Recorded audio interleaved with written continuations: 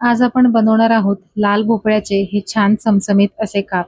नक्कीच तुम्ही ट्राय केले नसतील तर अशा पद्धतीने एकदा नक्की बनवून बघा. तर भोपळा मी इथे साल काढून छान जाड काप करून घेतलेत. याच्यासाठी मी इथे मिरची पावडर, हळद आणि मीठ घेऊन थोडं-थोडं पाणी घालून याची दाट अशी पेस्ट बनवून घ्यायची आहे. तयार पेस्ट आपल्याला भोपळ्यांच्या कापावरती सगळ्या प्रत्येक कापाला व्यवस्थित चोळून लावून घ्यायची आहे. तयार कापं तांदळाच्या पिठामध्ये आपल्याला दोन्ही साइडून बुडवून घ्यायची आहेत. तांदळाच्या पिठाच्या ऐवजी रव्याचा सुद्धा वापर करू शकता.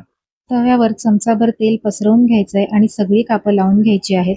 सगळी कापं लावून झाल्यानंतर पुन्हा साइडून थोडंसं तेल ओतून वरती झाकण ठेवायचंय आणि 3 ते 4 मिनिटं आपल्याला कापं खरपूस भाजून घ्यायची आहेत. पुन्हा 3 ते 4 मिनिटांनी पलटी करून दुसऱ्या साइडून सुद्धा 3 ते 4 मिनिटं खरपूस कापं भाजून घ्यायची आहेत.